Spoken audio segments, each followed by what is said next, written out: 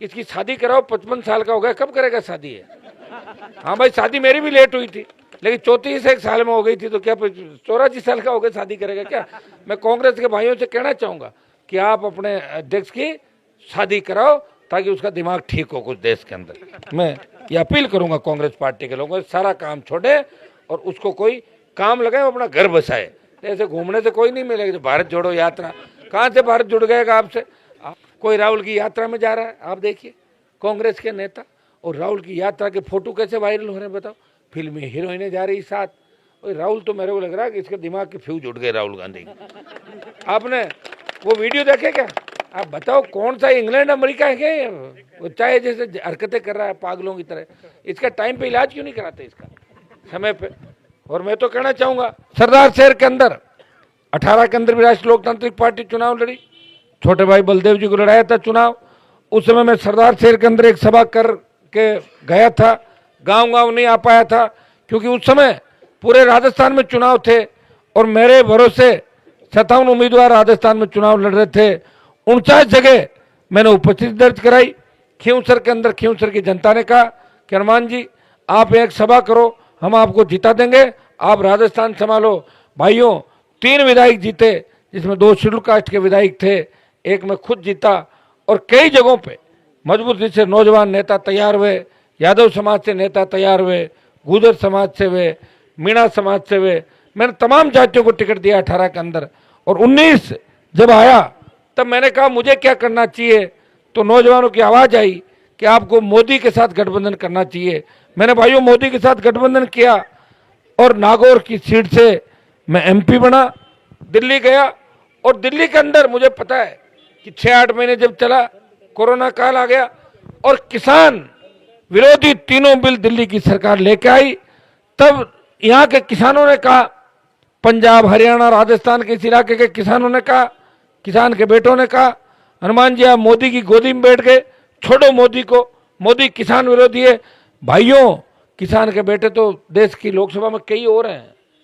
आपके यहाँ से भी किसान का बेटा ही है, सीकर से भी किसान का बेटा है, झुंझुनू से भी किसान का बेटा है, बाड़मेर से भी किसान का बेटा है, हरियाणा से भी है, उत्तर प्रदेश से भी। लेकिन गुस्सा किसी को नहीं आया। जब किसान कौम तकलीफ में थी देश के अंदर, एक ही व्यक्ति सत्ता छोड़ के सड़क पे आया, वो नागौर का सांसद था जिसने मोदी की सत्ता को ठोकर मारी और अपने भाइयों का साथ देके 70 दिन तक नेशनल हाईवे जाम करके सड़क पे बैठा रहा। मैंने जब पार्टी बनाई थी तो एक ही बात कही थी, ये पार्टी जवान और किसान की पार्टी है। जब भी जवान किसान को मेरी आवश्यकता पड़ेगी मैं हमेशा सड़क पे मिलूंगा। और भाइयों राजस्थान के अंदर आप देख रहे हैं कि कांग्रेस का राज है, कांग्रेस 2 धड़ों में बटी हुई है। पायलट सीएम बनना चाहता है, गहलोत रहना चाहता है। बीजेपी बिना दूल्हे की बारात है, 12 दूल्हे और एक लुटेरी दुल्हन भारतीय जनता पार्टी के अंदर है। तो आप ये बताएं ये बारात कहाँ पे तोरण मारेगी जब इनका दूल्हा दुल्हन का हिसाब किताब नहीं, कौन जाएगा तोरण मारने? ये भारतीय जनता पार्टी की स्थिति है। विपक्ष की भूमिका बीजेपी नहीं निभा रही है।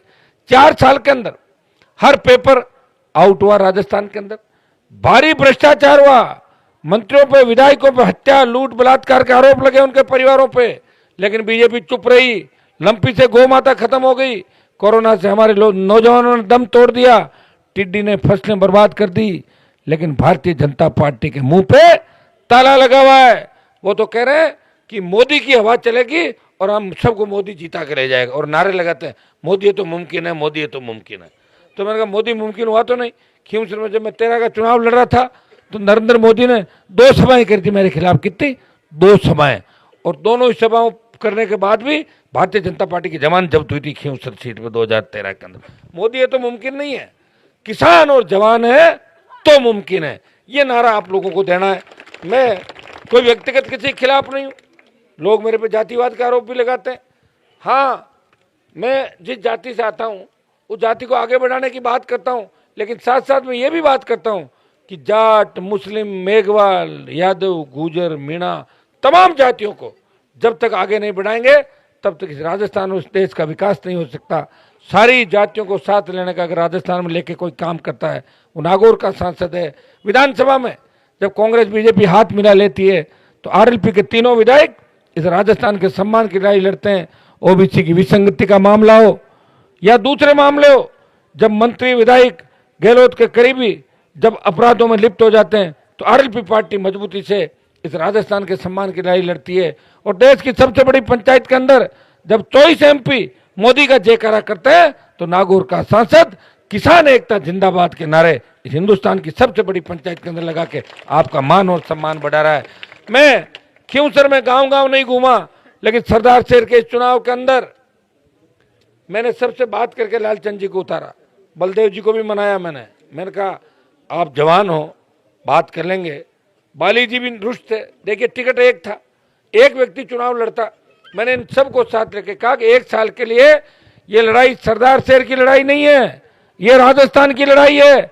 अगर सरदार शहर के अंदर आरएलपी चुनाव जीतती है तो 2023 में राष्ट्रीय लोकतांत्रिक पार्टी सबसे बड़ा दल के रूप में राजस्थान के अंदर उभर के आएगी, क्योंकि पूरा मारवाड़ तैयार है। मारवाड़ की 50 सीटें इंतजार कर रही है कब चुनाव हो और कब आरएलपी के ज्यादा से ज्यादा विधायक जीताएं। अगर सरदार शहर जीत गए, बीकानेर, हनुमानगढ़, गंगानगर, चूरू, सीकर, झुंझुनू की लगभग 50 के आसपास की सीटें राष्ट्रीय लोकतांत्रिक पार्टी के खाते में जाएगी। भाइयों, ये सेमीफाइनल है। किसान राजनीति का नया उदय सरदार शहर की धरती से होगा। हमें हमारे पुरखों का इतिहास याद करना होगा, जिन्होंने किन परिस्थितियों के अंदर संघर्ष किया। सामंतवाद के खिलाफ, जागीरदारी प्रथा के खिलाफ, अंग्रेजों के खिलाफ, अकाल का साया और नेताओं का धोखा, फिर भी हम आगे बढ़ते रहे। हम उस कौम से आते हैं जिस कौम का इतिहास भरा पड़ा है, जिस कौम ने हमेशा दिल्ली सल्तनतों को परेशान किया, जिस कौम ने हमेशा मुगलों से लेकर जितने भी दिल्ली में शासक आए, अगर वो परेशान रहते थे, इसी कौम से परेशान रहते थे। हम बड़े भाई के रूप में चलेंगे। हमारी तमाम छोटे भाई जो दलित, शोषित, पीड़ित है, इनको साथ लेके इस नए राजस्थान का निर्माण करेंगे। आपसे मैं गांव-गांव जाके वोट की अपील कर रहा हूं। बीजेपी के बड़े नेता गांव-गांव नहीं जाएंगे। इनके जो दूल्हे हैं वो 5 गांव जाएंगे, 6ठा गांव छोड़ देंगे और फिर गुजरात चले जाएंगे। मुझे कल एक बीजेपी का नेता कह रहा था कि मैं तो 2-3 मिनट घूम और फिर गुजरात जाऊँ। मैं कि गुजरात में तुम्हारा क्या प्रभाव है, कौन जानता आपको वहाँ? कि नहीं, वैसे ही फोटो खिंचा के मोदी जी कह देंगे भाई हम गुजरात आ गए, गुजरात। ये सारा ही धंधा यही कर रहा है सारे। कोई राहुल की यात्रा में जा रहा है, आप देखिए कांग्रेस के नेता, और राहुल की यात्रा के फोटो कैसे वायरल हो रहे हैं बताओ। फिल्मी हीरोइनें जा रही साथ। राहुल तो मेरे को लग रहा है कि इसके दिमाग के फ्यूज उड़ गए राहुल गांधी। आपने वो वीडियो देखे क्या? आप बताओ कौन सा इंग्लैंड अमेरिका है क्या? वो चाहे जैसे हरकतें कर रहा है पागलों की तरह। इसका टाइम पे इलाज क्यों नहीं कराते इसका समय पे? और मैं तो कहना चाहूंगा इसकी शादी कराओ। 55 साल का हो गया, कब करेगा शादी है? हाँ भाई, शादी मेरी भी लेट हुई थी, लेकिन 34 साल में हो गई थी, तो क्या 84 साल का हो गया शादी करेगा क्या? मैं कांग्रेस के भाइयों से कहना चाहूंगा कि आप अपने अध्यक्ष की शादी कराओ ताकि उसका दिमाग ठीक हो कुछ देश के अंदर। मैं ये अपील करूंगा कांग्रेस पार्टी के लोगों से, सारा काम छोड़े और उसको कोई काम लगाए, अपना घर बसाए। ऐसे घूमने से कोई नहीं मिलेगा। भारत जोड़ो यात्रा, कहाँ से भारत जुड़ गएगा आपसे? आपने जोड़ा ही था ना भारत को।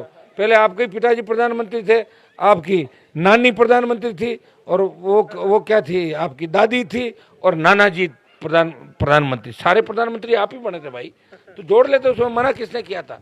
इस देश को बर्बाद करने में कांग्रेस ने भी कोई कोर कसर नहीं छोड़ी, और भारतीय जनता पार्टी ने भी बंटाधार किया देश का। अब पहले यह होता था कि अलग अलग स्टेट के अंदर गुंडागर्दी चलती थी, अलग अलग स्टेट की फ्रेंचाइजी थी। अब सारा होलसेल दिल्ली चला गया, दिल्ली से ही चल रहा है सारा काम बीजेपी का। तो आप सारी चीजें देख सकते हो। लड़ने वाले आदमी को मजबूत करो। किसान राजनीति देश में खात्मे की ओर है। हरियाणा हाथ से चला गया, यूपी हाथ से चला गया, नजरे राजस्थान पे। ये तो मुझे धन्यवाद दो कि अलग पार्टी बना के सत्ता छोड़ के 25 साल से लड़ रहा हूं। अगर मैं भी किसी की चप्पल उठा के मंत्री बन जाता तो लड़ने वाला कहां से लाते हैं आप? ये तो बताओ। एक व्यक्ति लड़ाई लड़ रहा है, वो अपराधियों के खिलाफ लड़ रहा है, भ्रष्ट नेताओं के खिलाफ लड़ रहा है, वसुंधरा को भगाता है, गहलोत के बेटे को हराता है, और मोदी और अमित शाह से लड़के इस कौम का, किसान का मान और सम्मान देश के अंदर बढ़ाता है। भाइयों, या उपचुनाव जितने भी हुए राजस्थान के अंदर, उस उपचुनाव में बीजेपी ने कोई तीर नहीं मारा। 1500 वोटों से वो सहानुभूति बना के राजसमंद में जीत गए थे। तो एक चुनाव तो खिंवसर का आरएलपी भी जीती थी, बल्लभनगर में सेकंड रहे, दरियावत भाजपा चौथे पे गई थी, जमान जब्त हुई, दरियावत में बीजेपी थर्ड पे चली गई थी, सुजानगढ़ में बीजेपी ने 4000 वोट हमसे ज्यादा लिए। सरदार शहर के अंदर एक दल को तीसरे तो धकेलना ही धकेलना है, लेकिन राष्ट्रीय लोकतांत्रिक पार्टी को चुनाव जिताना है। हर व्यक्ति तय कर ले कि हमारा एक भी वोट पीछे नहीं रहे।